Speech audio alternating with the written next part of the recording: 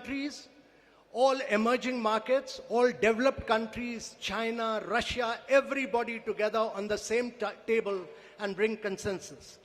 Secondly, this has been the most ambitious presidency in G20's history ever, because the number of outcomes it has, both the outcomes and the annex documents, are about 112, which is more than 2.5 times which has ever been achieved before.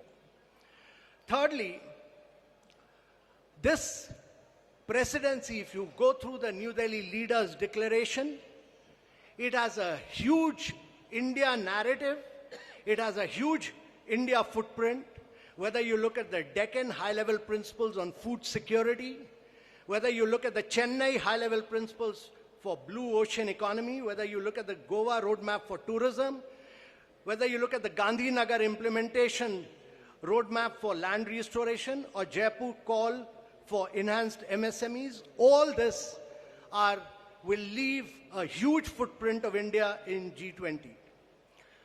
So one of the key achievements to my mind, one is that we've achieved a very major green development pact in today's world of climate action and climate finance. Every single country has come together to focus on green development pact, which has financing, which has focused on global greenhouse gas emission by 43% by 2030, which has a doubling provision of adaptive finance by 2025, which has a global biofuel alliance, which has completely new principles of life for sustainable development, which has ending plastic pollution, which has reducing disaster risk, and a whole lot of other components put together as the Green Development Pact of the leaders of G20 countries for a greener world of tomorrow. Secondly, there is a huge focus on accelerating progress on sustainable development goals, because the COVID had hit a vast segment of our population. There's a G20 action plan to accelerate progress on SDGs. There is a huge focus on education, health, nutrition. There's a huge focus on creative industries like culture as a transformation for SDGs. And there is a huge focus on inclusive and resilient growth in this entire things, most of which the finance minister has spoken about, so I'm not talking. But I think one of the biggest achievements of this New Delhi Leaders' Declaration is what we've achieved on women-led development, with a massive focus on women empowerment and gender equality. And this focuses on reducing labor force participation gap, bridging the gender digital divide. There's a huge focus on gender inclusive climate action. There's a completely big focus on women's food security, nutrition and well-being. And we've created a new working group on empowerment of women, which Brazil will carry forward. There's the next key big focus has been on technological transformation and the digital public infrastructure. Before we started our presidency, there was a vacuum on the digital world. There was no definition of digital public infrastructure. There was no framework. Both the definition and the framework has been accepted by G20, and for the first time, there is a new financial architecture for digital public infrastructure. There's also a global digital public infrastructure repository. There's a huge new focus. For the first time in the world, the G20 leaders have focused on artificial intelligence. They have focused on cyber security. Also, I would say that one of the key aspects of this presidency has been its focus on developing and emerging markets. No document of G20 has had such an immense focus on developing and emerging markets and the voice of the global south as this particular document has. This is a document of the global south This is a document of the developing countries which came together and spelled out their priorities. And India has been the spokesperson of all the global south and spelled out their priorities in this document. This document also condemns terrorism. It denies terrorist groups safe haven and freedom of operation and many other things. But let me assure you that for the planet, there are several new initiatives on climate and health, and this has been an inclusive G20. This has been a very a G20 where the leaders give a direction to global agendas, and this has laid the foundation for very bold action. But more than anything else, it has amplified the voice of global South. It has also demonstrated that India has a huge capacity of bringing the world together and leading the world in developmental and geopolitical issues as well. So thank you very much, ladies and gentlemen. Thank you, Amitabh. Following up on my colleagues, let me add a few more remarks. While noting that the G20 is not the platform to resolve geopolitical and security issues, the leaders recognized that they can have significant consequences for the global economy.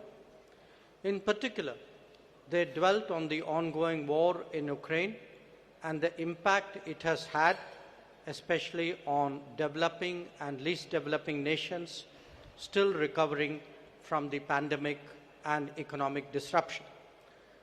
The 3 F's, food, fuel, and fertilizers, were issues of special concern. Another subject that was addressed by them, as the Sherpa noted, was countering terrorism and money laundering. The leaders condemned terrorism in all its forms and manifestations and recognized that it constitutes one of the more serious threats to international peace and security. So, in conclusion, as you can all see, all G20 member states have come to New Delhi with a strong sense of responsibility about addressing the most pressing global challenges. Speaking for India, we are clear that no one left behind, as the Finance Minister highlighted. No one left behind is as much a foreign policy goal as it is a domestic one. Indeed, it should be a global one.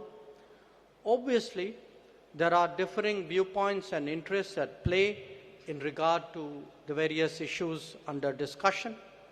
However, we have been able to find common ground on all of them. As a result, we can justifiably state that under Prime Minister Narendra Modi's guidance, the New Delhi Summit has given clear directions for the growth and development of the global economy in the years ahead. We would be glad to respond to your queries. Thank you.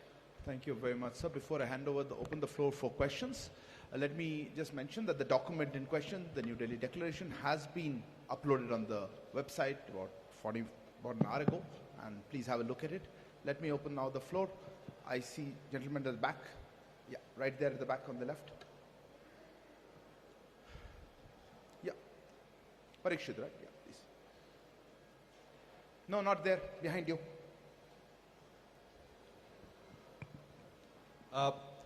One question to... please introduce yourself and the organization. I'm Parikshit Luthra from CNBC TV18. My question to Minister Jaishankar and G20 Sherpa Amitabh Kant and also Finance Minister Nirmala Sitharaman.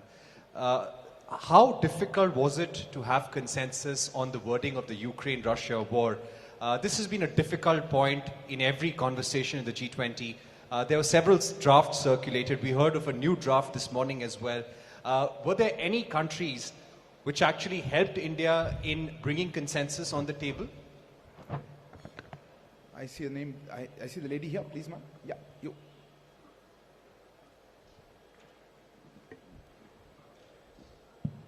Ma'am, good afternoon. My name is Ruchi Bhatia from Bloomberg News.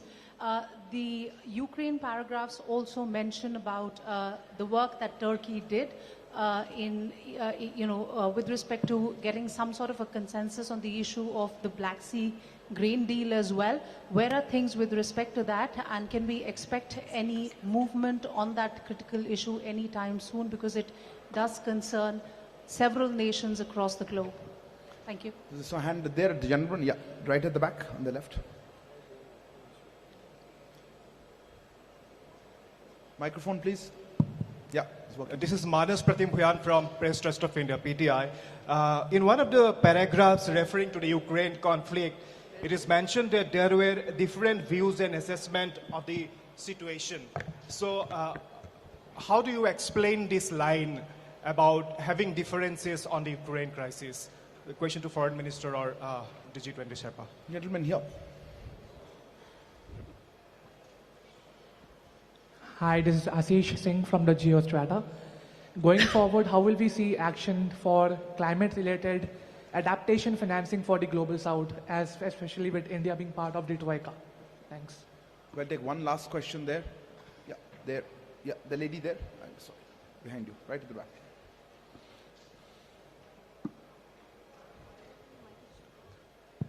Okay. Hi, I'm Hamna from Brute. I wanted to know, does India see itself as the leader of the Global South, and how did it assume this role? Because there's been a lot of conversation about bringing the Global South together. So, yeah. Sir, may I? I didn't get the last one. The last one. India. How does India see itself as leader of global? As the leader of the global South. Where is this lady?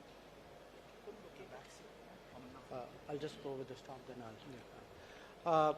Let me respond to some of the questions, and then I'd like request the Sherpa to come in on that after me.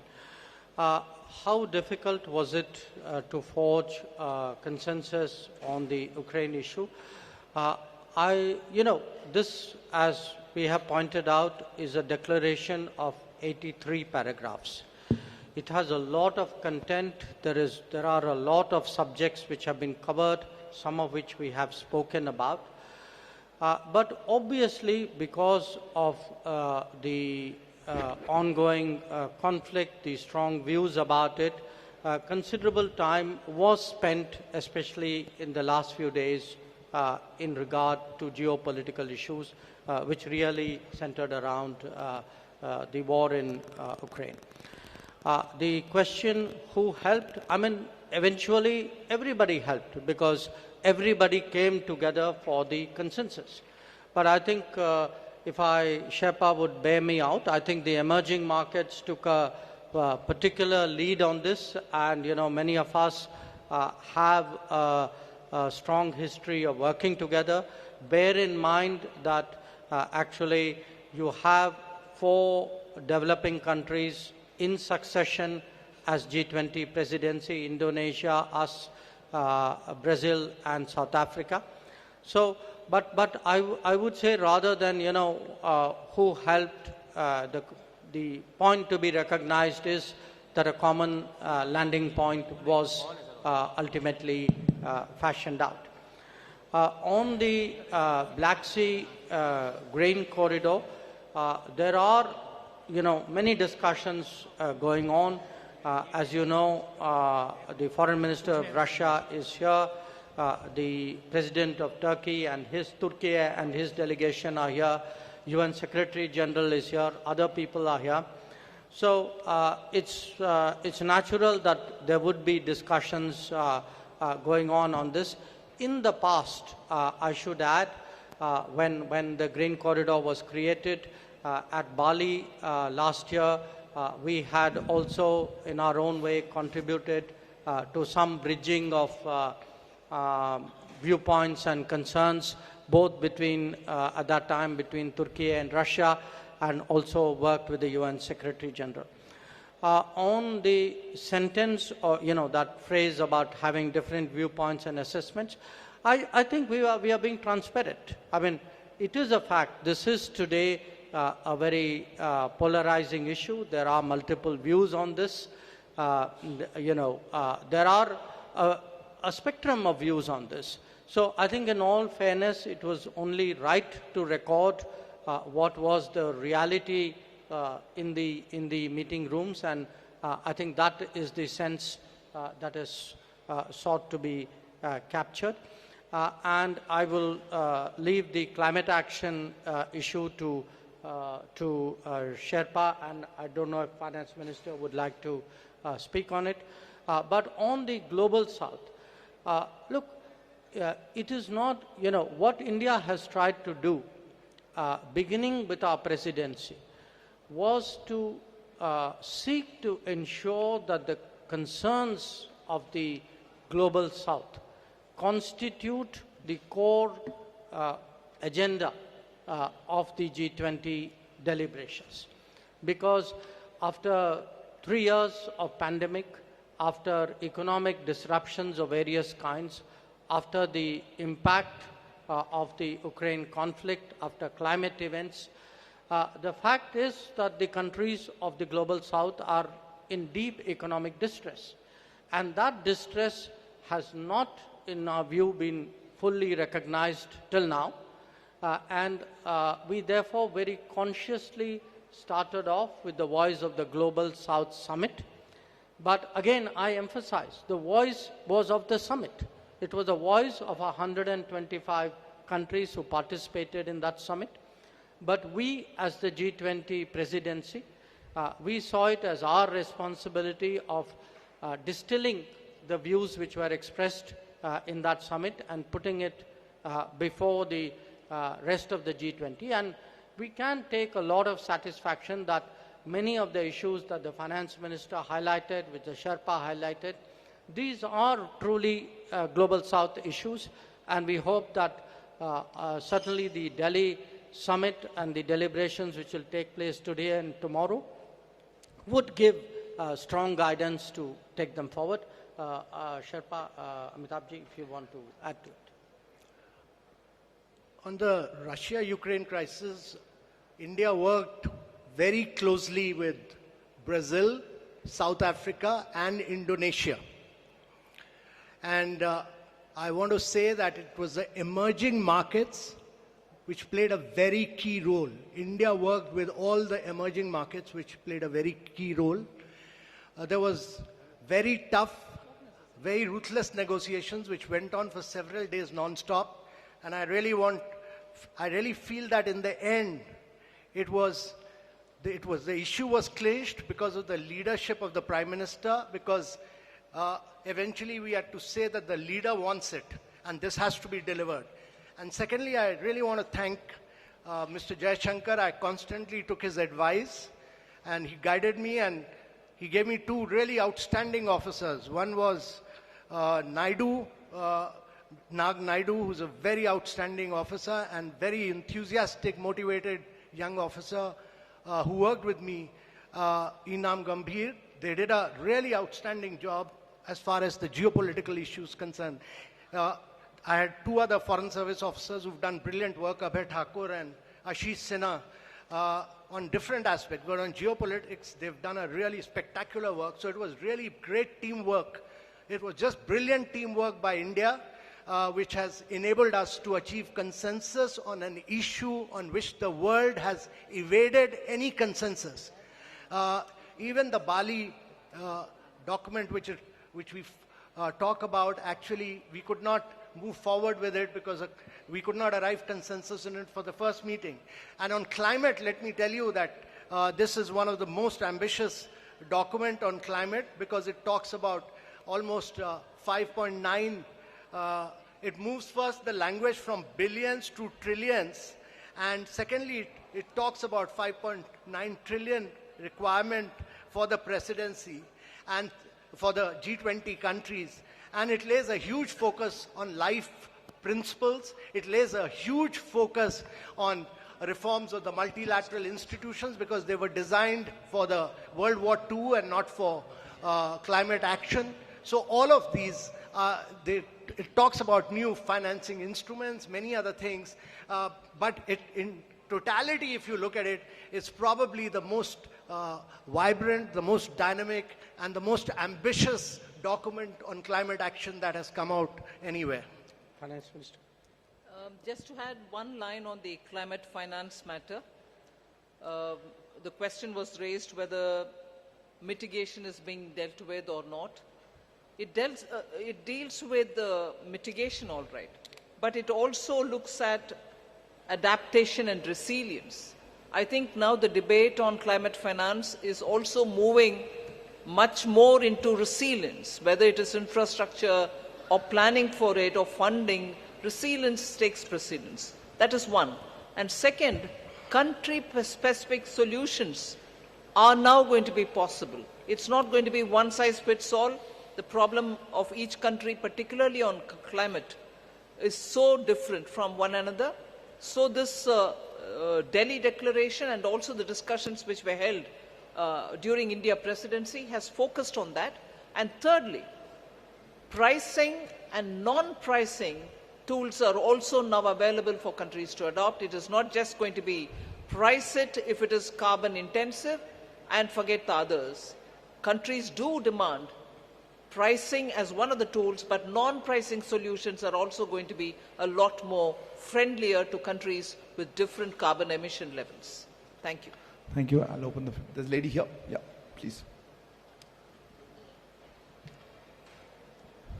It's okay. No, ma'am, the microphone's already there. Yeah, go ahead, ma'am. You have the microphone.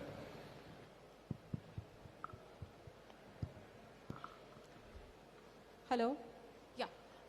Good evening to the panel. This is Priyashmita. I'm from Informist Media. My question is directed to ma'am. That is, now that there is a global acceptance of the fact, or at least a G20 acceptance of the fact regarding food and energy security, what is the immediate ramification on inflation and growth forecast, both domestically and globally, that you see? Thank you. Well, globally, I think it will have... Oh, sorry. Ma'am, we can take questions together. Okay. Yeah, gentleman there. Yeah, you. The gentleman there who's put his hand up, if you could give the microphone to him. Yeah, thank you. No, not him, not him. I'll come to you, sir. I'll come to you in a minute. Person in front of you. Hold on there at the back. Yes, sir, you go ahead. You had the floor. Yeah, I can go ahead. No, not you, sir. Okay, since you have the microphone, go ahead. Go ahead. I don't want to waste time. Go ahead. Hi, Stephen Borwick of Nikkei Asia. My question is for Foreign Minister Jaishankar. Is today's achievement a step towards achieving what India has described as a world of greater multi-alignment, as opposed to the more old-fashioned sense of an international rules-based order? Thank you. Yes, sir. You had the microphone. Go ahead. Is the microphone on? Yeah. Thank you very much. I just wanted Minister Jaishankar. Please introduce yourself. Dr. Wail Awad from Sana, correspondent in India. Mr. Jaishankar, Honorable Minister, when you talked of the counter-terrorism measure, how serious was the members of the G20 and fighting terrorism together? Thank you. Yes, ma'am. You had a hand up quite some time. Yes, you right here, second row.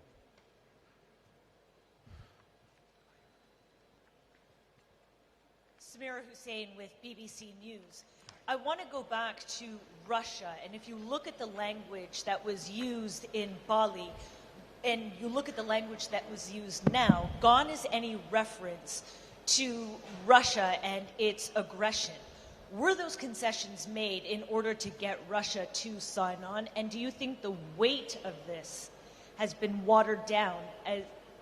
And does that take away from its importance, especially when you're talking about fuel and food security? Yes, you. Yeah. Right in front. No, ahead of him, please. I saw his hand. Yes, you.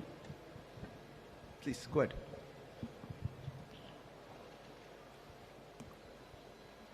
Hello.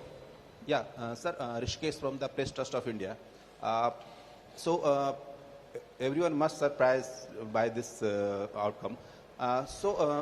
मेरा सवाल है कि PM Modi का जो personal bonding है president Biden and Russian president Putin के साथ, उसका कितना बड़ा योगदान था इसको इस डिक्लेरेशन को ला पाने में, and what role has China played in bringing this declaration? एक क्वेश्चन था कि दूसरा? एक ही question.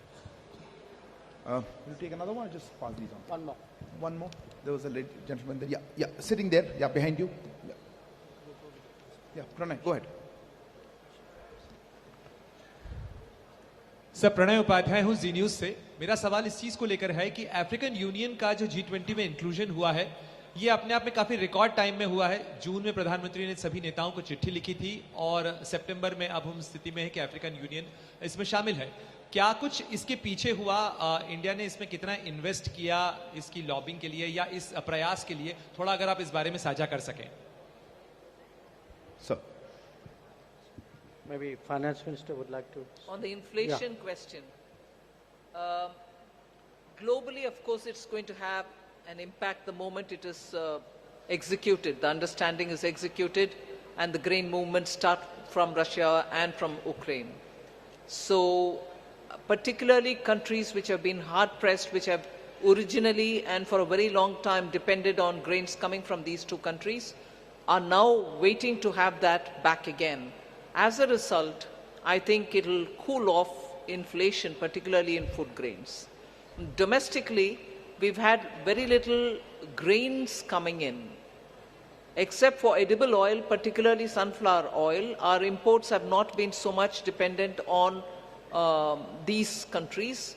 There are times when we've brought in extra edible oil, and therefore to that extent, yes, it will certainly have an impact on domestic inflation as well. But largely, India's domestic inflation is affected by vagaries of the monsoon or supply side problems. Global impact is not as much as countries which are outside dependent on grains coming completely for their consumption from outside. If I could respond to the question whether this is a world of monthly alignment.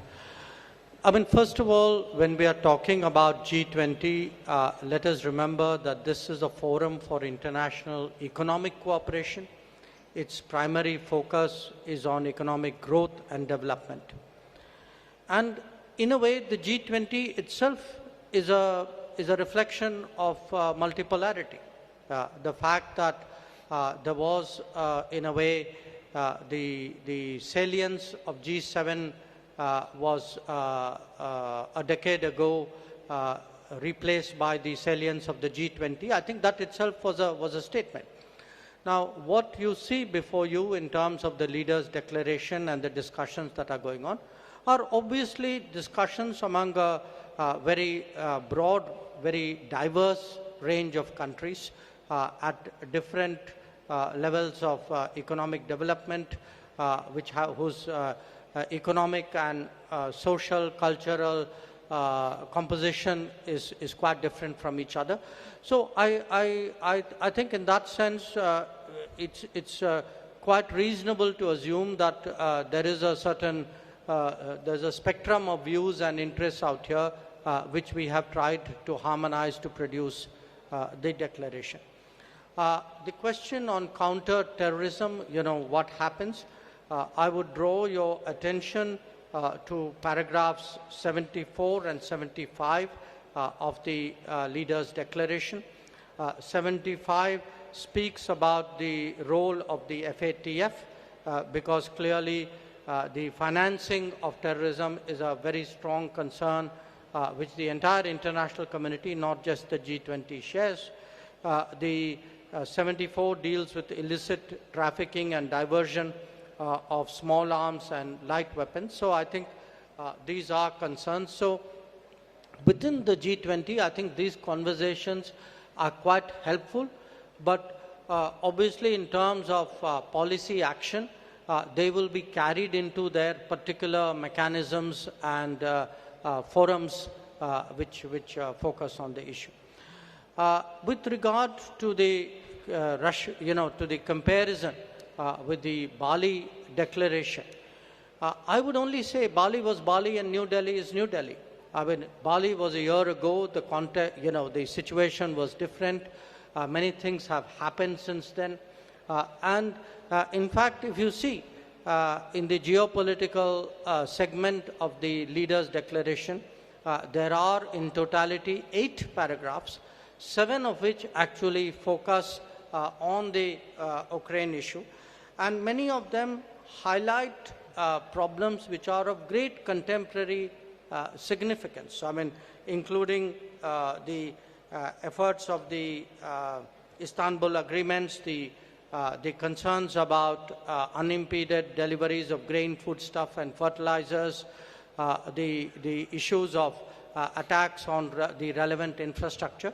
So I think it's, one should not have a theological view of this. I think the New Delhi Declaration responds to the situation and concerns as it is today, just as the Bali Declaration did in a situation which was there a year ago. And finally, with regard to the जो आपका जो सवाल था कि PM's personal bonding, today, in fact, not just today, yesterday, and in some cases at the Jakarta East Asia Summit as well, where the Prime Minister was there, Prime Minister did speak to a number of his counterparts with regard to what was under discussion at this summit. It is the responsibility of the Sherpa and of the ministers to put together the multiple strands and harmonize it into a document. But at the end of the day, I mean, I obviously do not want to go into very specific details, but at the end of the day, there are always gaps and issues and viewpoints.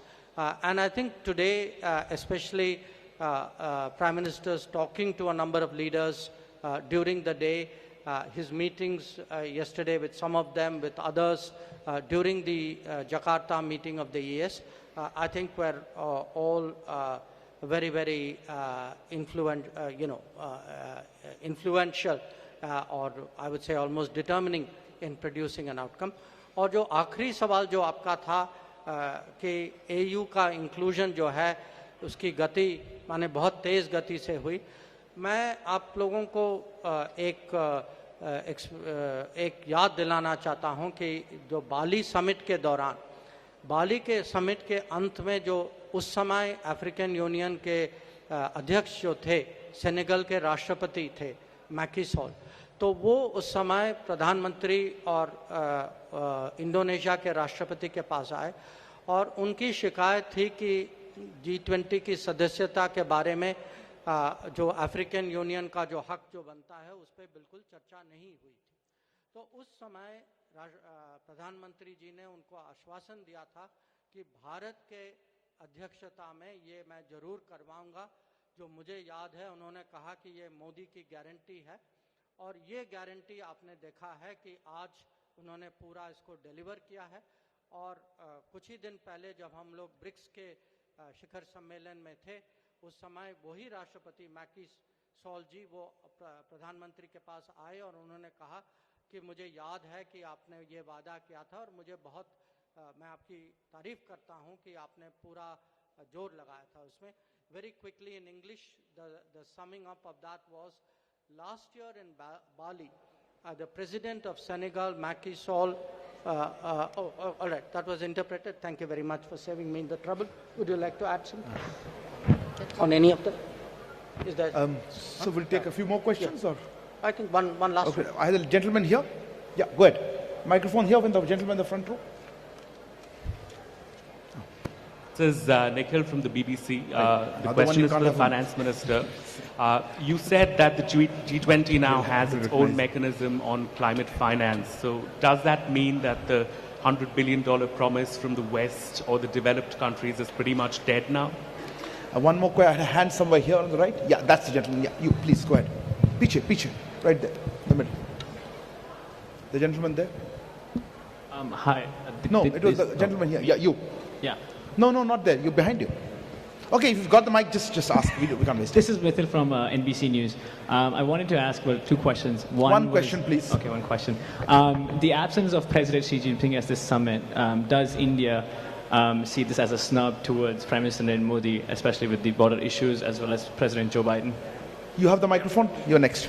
So I'm Sahil from ANI News Agency. So what kind of framework can be expected regarding crypto assets among the G20 nations? What is it? I saw one hand. Yes, gentleman. Yes, sir. Here. You have the microphone? Go ahead. What kind? Could you just have that question? Could you ask again? the question again on the crypto? I think your question was? Yeah. Yeah, could you repeat that? Minister, ma'am, they could not pick it up. What kind of framework can be expected regarding the crypto assets among the G20 nations? Crypto assets framework. And in addition to that, ma'am, supplementary question that since we have consensus on making common framework on crypto assets, and G20 presidency will work with FSBC and what is your IMF question, please? But the joint report of FSBC and IMF says that banning a blanket ban on crypto assets is not a solution. So my question is that is there a consensus on just to regulate it or ban it completely? Okay. You, last question. This is Matthew Shivlin from Climate Home News. You said this is the most ambitious document ever on climate, but India was pursuing an expanded language on phasing down fossil fuels, while the final declaration basically goes back to just phasing down coal. Are you disappointed with this outcome? So I think we're running out of time, and I'll close here with that. I do think we're out of time. So I think we're running out of time, and I will hand over the floor to ma'am. I'll start with the crypto. Well, it's really heartening that you've gone through the report. But the point is, the FSB's report and the IMF's report, FSB's concentrated more on the regulation, and IMF's looked at the macroeconomic implications. So the synthesis paper is something which the G20 membership will go through in detail. There is one more meeting under our presidency for the finance track in Marrakesh. I remember with great sense of responsibility and sorrow the earthquake which has happened very close to Marrakesh. I hope the people of Morocco are in a position to take on, and I was glad to hear the Prime Minister during this session in the morning that India stands with Morocco and we will be ready to do any assistance that the government of Morocco would desire us to do.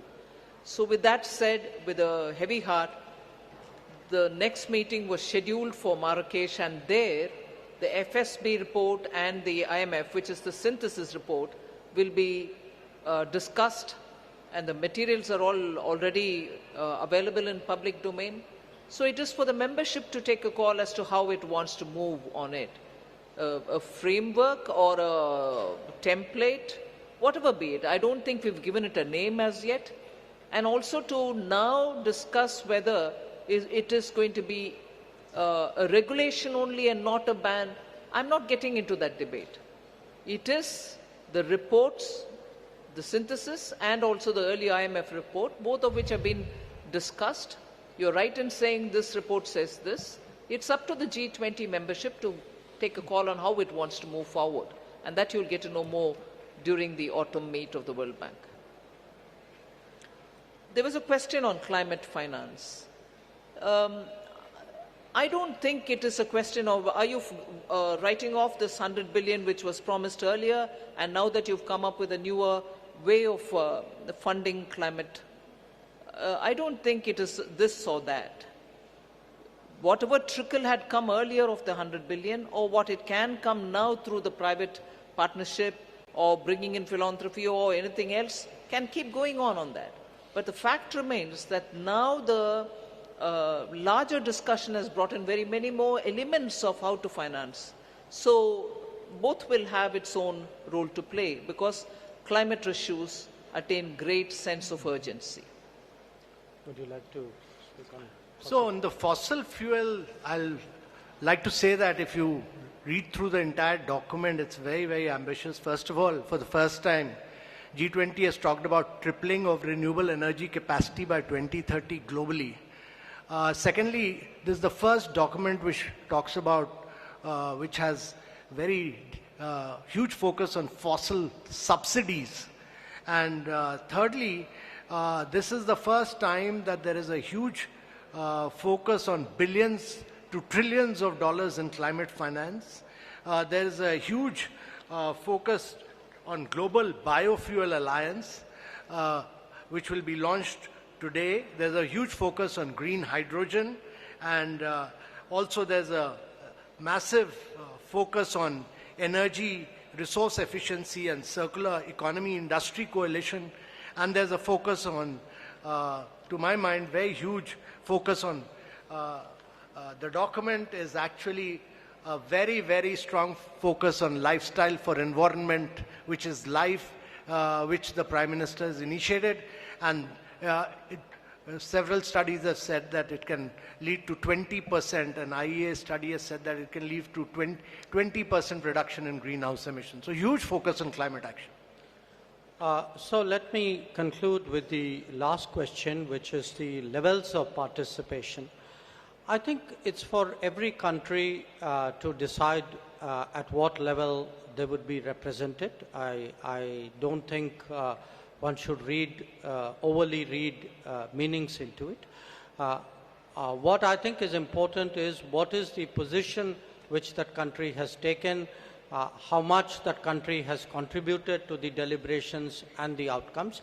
And I would say here that all the G20 members, and since the question was asked specifically about China, I would say China as well, that China was very supportive of the various outcomes, and it is only because the members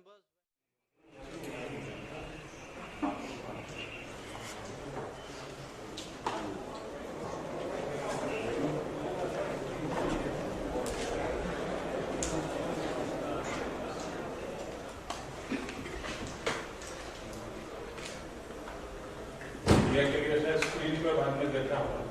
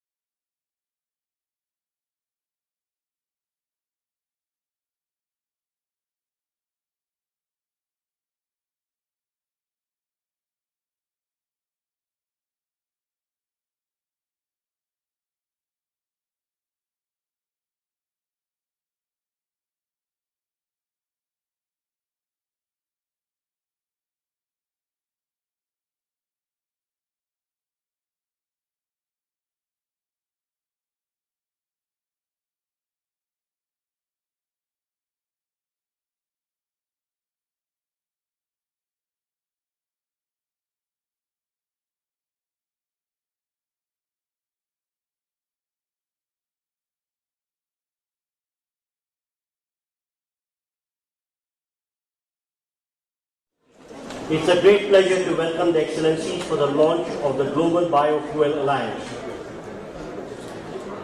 Excellencies, I would now request Honorable Prime Minister of India to press the light globe placed in the lectern before him and launch the Global Biofuel Alliance.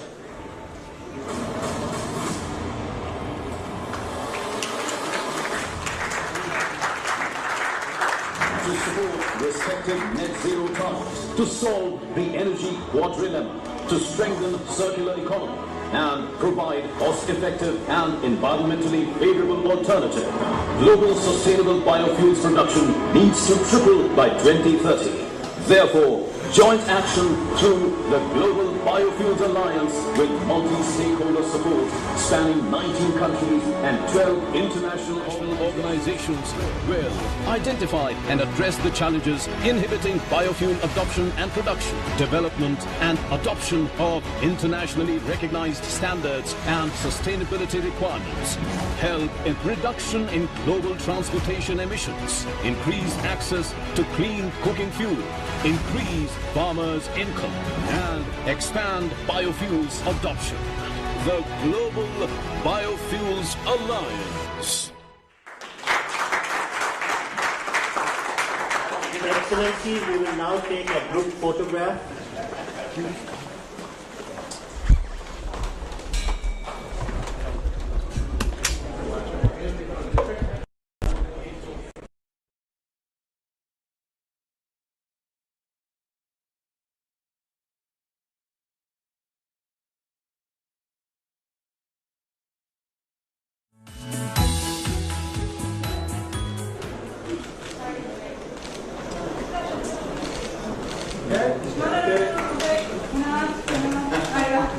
Thank you, Excellencies, for launching the Global Biofuel Alliance. I would request all the media and officials to remain in the room while the leaders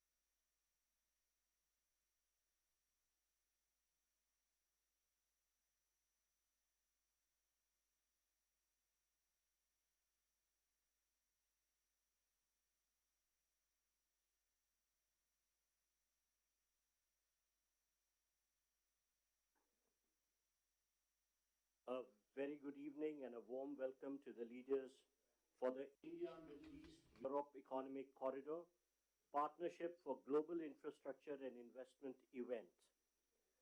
This event marks the launch of the India, Middle East, Europe Economic Corridor, IMEC, in the esteemed presence of leaders of the India, United States, Saudi Arabia, United Arab Emirates, the European Union, France, Germany, Japan, Italy, and the presence of leaders from Mauritius and the World Bank. The IMEC MOU signed today will accelerate investments to scale high-quality infrastructure projects and the development of economic corridors through the Partnership for Global Infrastructure and Investment. Excellencies, I would now invite the leaders to make their remarks. First, we will have the Honorable Prime Minister of India with his remarks.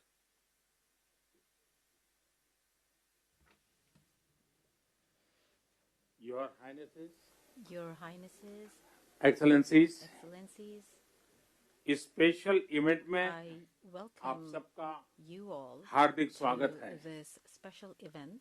मेरे मित्र राष्ट्रपति Biden के साथ इस event को को-चेयर करते हुए मुझे हार्दिक खुशी हो रही है।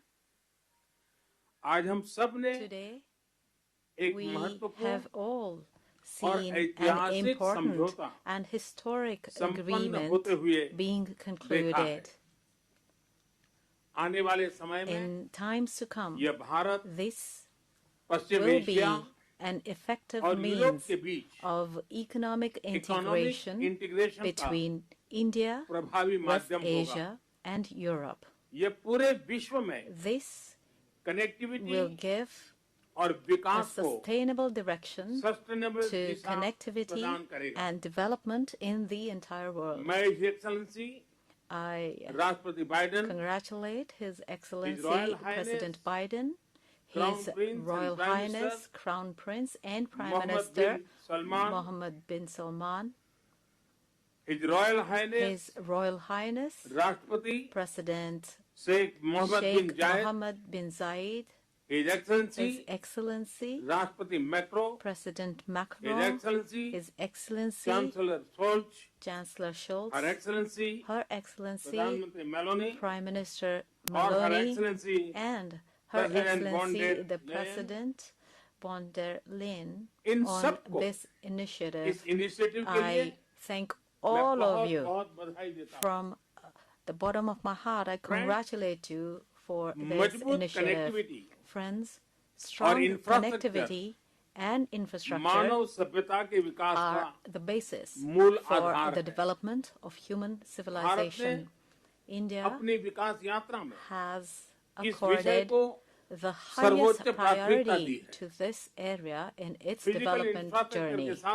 Apart from physical infrastructure, investment in social, digital, and financial infrastructure is taking place at an unprecedented scale. We are laying a strong foundation for a developed India with this.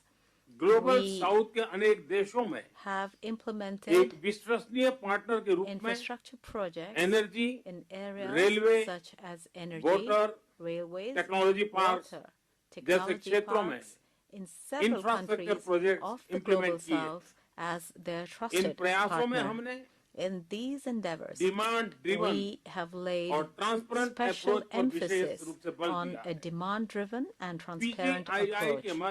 Through PGII, we can make a significant contribution to reducing the infrastructure gap in countries of the Global South.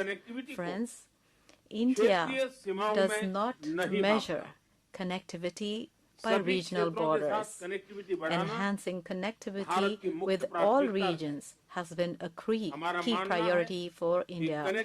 We believe that connectivity is a means to not only increase mutual trade between different countries, but also increase mutual trust. When promoting connectivity initiatives, it is important that certain fundamental principles are ensured. For example, compliance with international norms, rules, and laws, respect for the sovereignty and territorial integrity of all nations, promoting financial viability instead of increasing the debt burden, and following all environment-related standards. Today, as we embark upon such a big connectivity initiative, we are sowing the seeds for future generations to dream bigger. On this historic occasion, I congratulate all the leaders and I extend my best wishes to them. Thank you. Thank you, sir.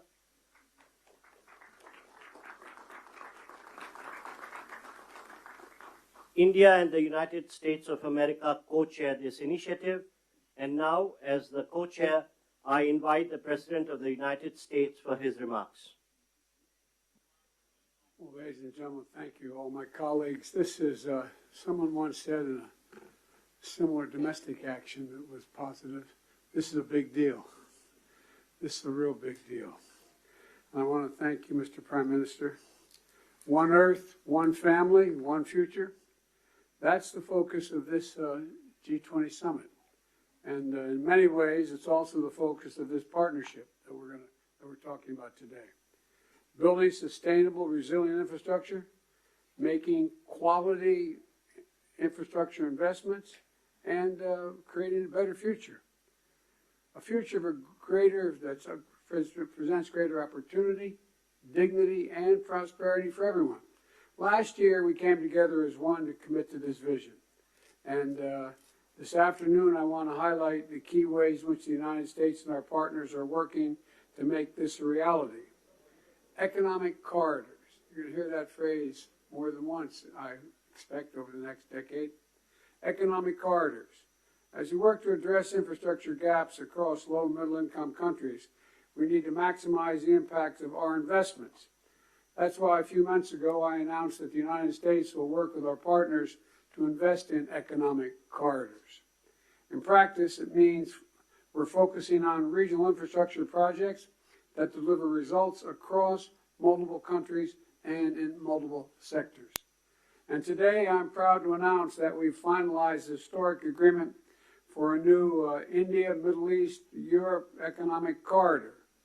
As a key part of this corridor, we're going to invest in ships and rail that extends from India all the way to Europe, connected by the UAE, Saudi Arabia, Jordan, and Israel.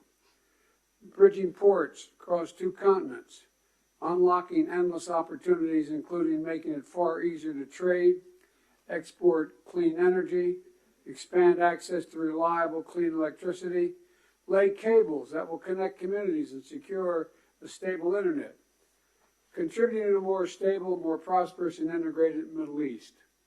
And I want to thank the sponsors.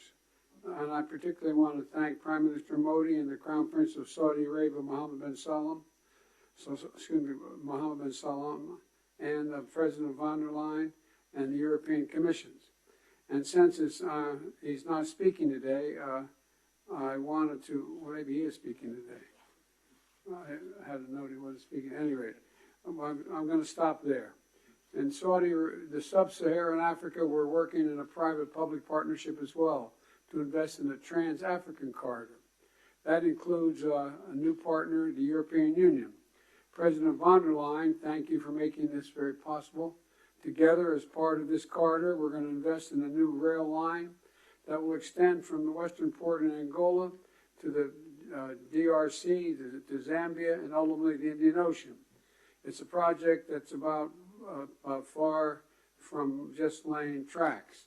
It's about creating jobs, increasing trade, strengthening supply chains, boosting connectivity, laying foundations that will strengthen commerce and food security for people across multiple countries.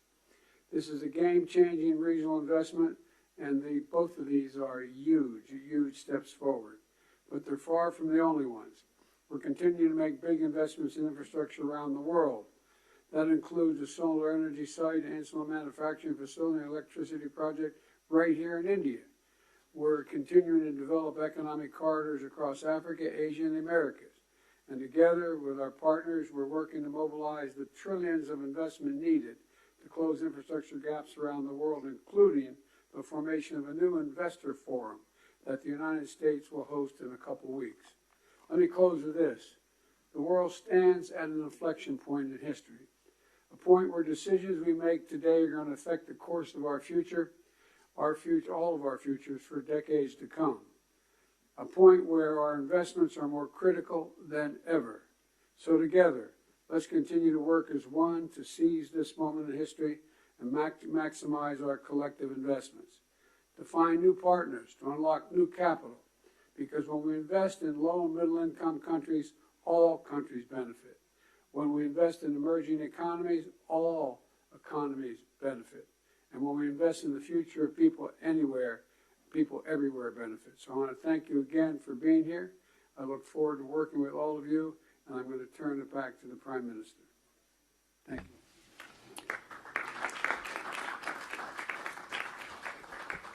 Thank you, Excellency. We now invite the Crown Prince and the Prime Minister of the Kingdom of Saudi Arabia for his remarks.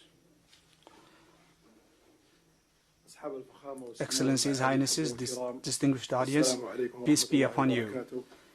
It is my pleasure to all of us that we gather today in this friendly country to sign the MOU of the project of establishing an economic corridor between India, the Middle East, and Europe, culminating what we have worked on in the past few months. To crystallize the fundamentals built on this memorandum, ways that achieve the common interest of our countries through strengthening economic connectivity. This will also reflect positively on our partners in other countries and the global economy in general. This project will contribute to developing upgrading infrastructures, which will include building railways, linking ports, increasing passage of goods and services, boosting trade between all parties, constructing pipelines for exporting electricity and hydrogen. All of this will contribute to strengthening the security of energy supplies and establish data cables through a highly reliable, efficient cross-border network. This memorandum will support the efforts of developing clean energy and will contribute to generating new and quality job opportunities and long-term gains throughout the new corridors for all parties. Distinguished audience, achieving what we agreed upon in this memorandum requires the immediate start to develop the necessary mechanism to implement it in accordance with the agreed upon, which will be agreed upon. In conclusion, I'd like to commend the PGII launched by President Biden with the participation of Saudi Arabia in $20 billion.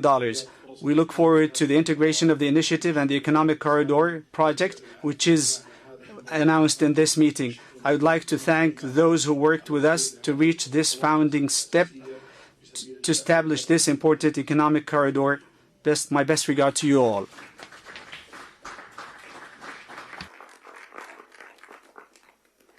Thank you, Your Highness. May I now invite the President of the European Commission for her remarks, please. Your Highnesses, Excellencies, it's been 2 years since we launched PGII, a joint vision by the world's leading economies to invest in the infrastructure that low and middle-income countries need. And 2 years on, more large-scale projects are seeing the light, and we are presenting two of them today. First, the India-Middle East-Europe Economic Corridor. This is nothing but historic. It will be the most direct connection to date between India, the Arabian Gulf, and Europe, with a rail link that will make trade between India and Europe 40% faster, with an electricity cable and a clean hydrogen pipeline to foster clean energy trade between Asia, the Middle East, and Europe, with a high-speed data cable to link some of the most innovative digital ecosystems in the world and create business opportunities all along the way. These are state-of-the-art connections for the world of tomorrow, faster, shorter, cleaner. This corridor is much more than just a railway or cable. It is a green and digital bridge across continents and civilizations. And this is also the spirit of the second project we announced today, the Trans-African Corridor, which will connect the port of Lobito in Angola with the Katanga province in DRC and the Copper Belt in Zambia. Our goal is not only to connect a landlocked region to the sea. Our partnership will also invest in local value chains, in clean energy, and in skills for the local workforce. This is the spirit of PGII. It is a whole new approach to large infrastructure investment. It is about shared prosperity. It is about real benefits for all partners. Thank you.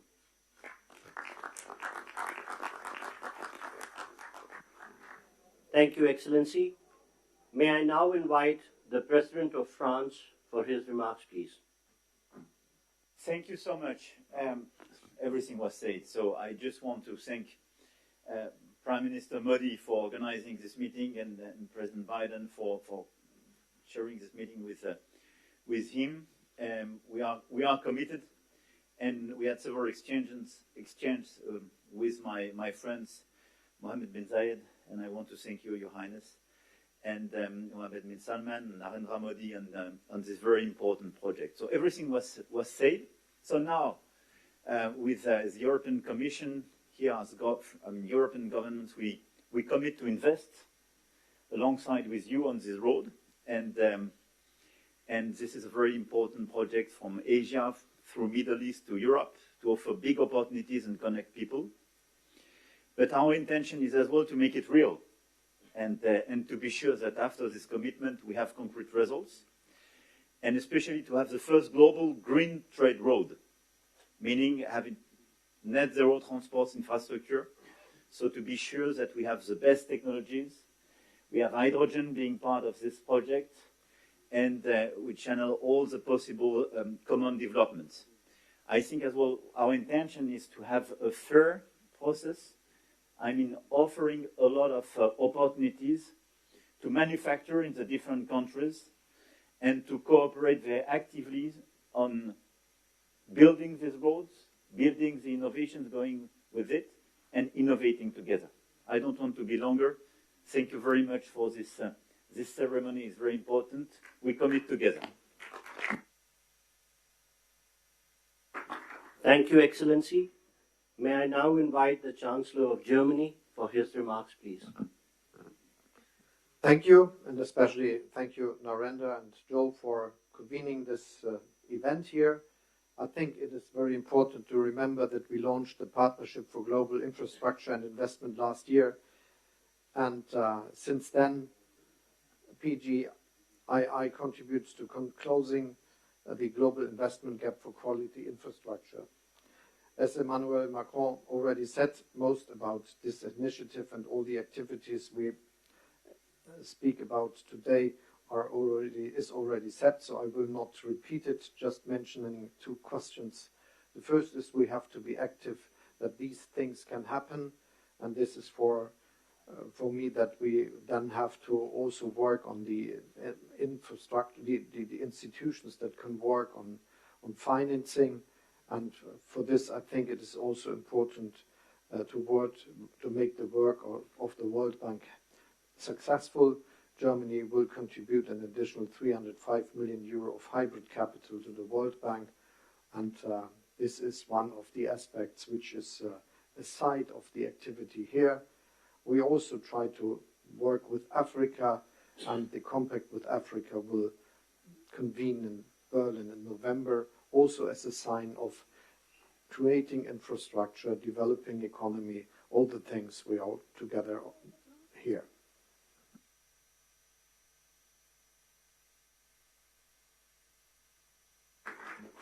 Thank you, Excellency. May I now invite the Prime Minister of Japan for his remarks, please. Thank you very much. I welcome the holding of this side event on Partnership for Global Infrastructure and Investment. On the occasion of the G7 Hiroshima Summit in May this year, as the G7 chair, Japan hosted a PGII meeting inviting private businesses for the first time, which was attended by leaders of G7 and partner countries. Japan is delivering various transport infrastructure development projects, including the construction of Delhi Metro here in the city to support economic development of partner countries. Going forward, we want to take this effort a step further to expand the scope of cooperation to wider areas, including supply chains, to link people together by strengthening connectivity. We also intend to work on building industrial value chains in the whole of Bay of Bengal. The Road Network Connectivity Improvement Plan and other northeastern regional development initiatives in India will be organically linked with the Bay of Bengal Industrial Growth Belt Initiative, or a Big B, that we are working on with Bangladesh. Furthermore, the Japan-ASEAN Comprehensive Connectivity Initiative that Japan announced at the ASEAN-related summit meeting will strengthen connectivity in a variety of areas, including transport infrastructure, digital connectivity, maritime cooperation, supply chains, electricity, as well as human and knowledge connectivity. In this way, Japan will continue to lead the effort for tangible implementation of PGII. To do that, partnership with diverse actors who subscribe to its principles is essential. For the promotion of PGII, I call on everyone gathered here once again to work together. Thank you very much.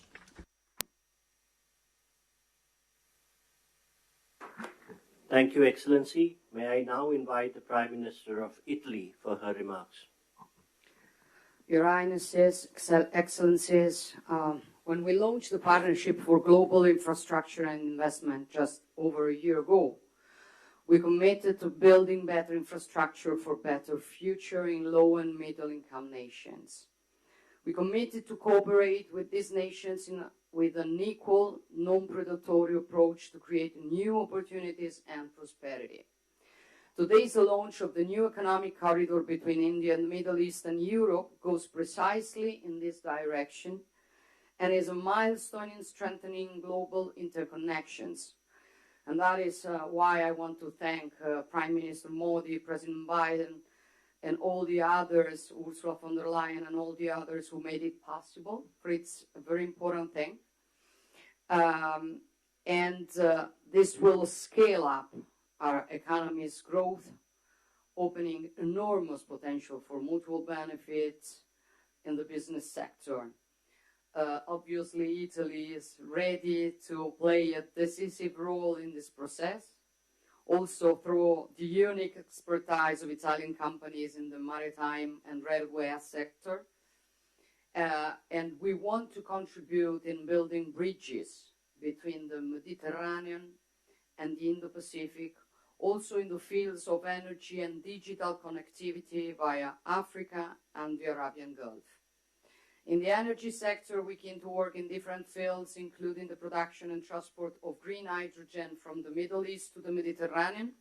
We also support the European Commission on the Helmet project, a high-voltage submarine electricity interconnection that will link Italy to Tunisia.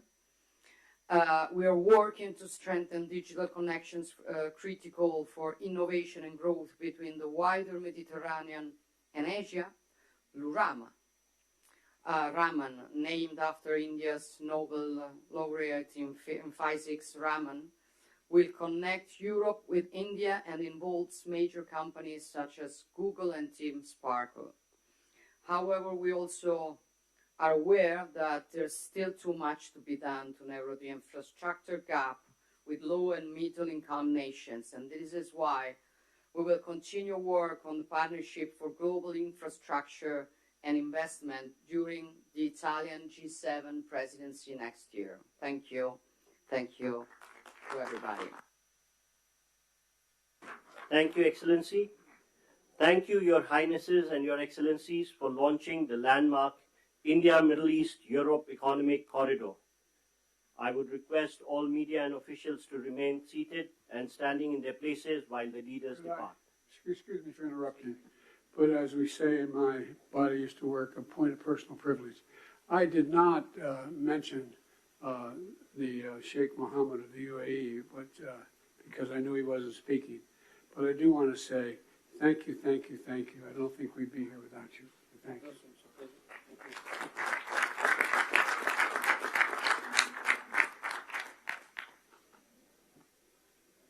Thank you, Your Highnesses and Excellencies. I would request all media to remain seated and standing in their position while the leaders leave the room. Thank you.